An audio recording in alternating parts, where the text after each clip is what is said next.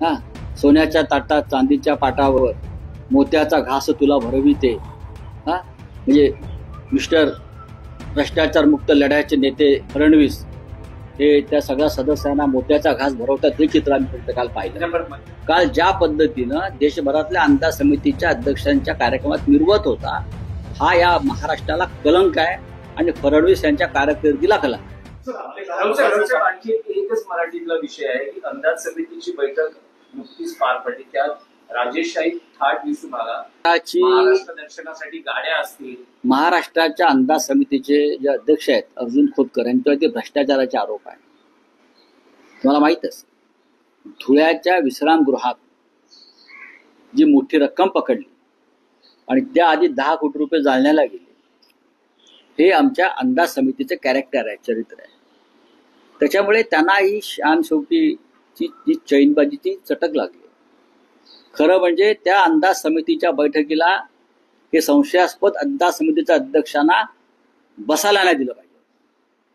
त्यांच्यावर कारवाई सुरू आहे, पण तुम्ही त्यांना त्यांच्या नेतृत्वाखाली सगळ्या सदस्यांना देशभरातून आलेल्या नशीब सोन्याचा चमचा नाही दिला. चांदीच्या ताटामध्ये सोन्याच्या ताटात चांदीच्या पाटावर मोत्याचा घास तुला भरविते.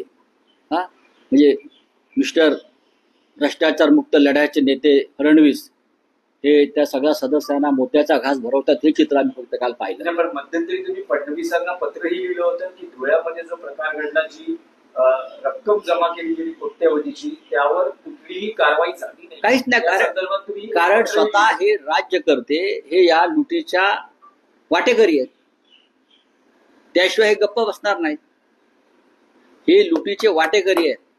आणि असा भ्रष्ट अंदाज समितीचा अध्यक्ष काल ज्या पद्धतीनं देशभरातल्या अंदाज समितीच्या अध्यक्षांच्या कार्यक्रमात मिरवत होता, हा या महाराष्ट्राला कलंक आहे आणि फडणवीस यांच्या कारकिर्दीला कलंक आहे.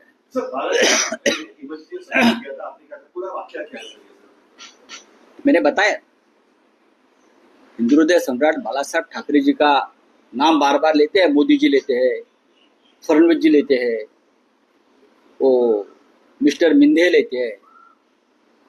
बालासाहब ठाकरे हमारे हैं और शिवसेना हम लोग बालासाहब ठाकरे से विचारधारा से दूर हटकर कुछ और भटक रहे हैं. भाई, उनका फोटो निकालिए. आप जो संविधान हत्या दिन मना रहे हो ना, वो नौटंकी. आपको याद दिलाना चाहता हूं, बालासाहब ठाकरे ने इंदिरा गांधी का पूरा समर्थन किया था. बालासाहब ठाकरे ने आपातकाल, इमरजेंसी, आणीबाणी का पूरा समर्थन किया था.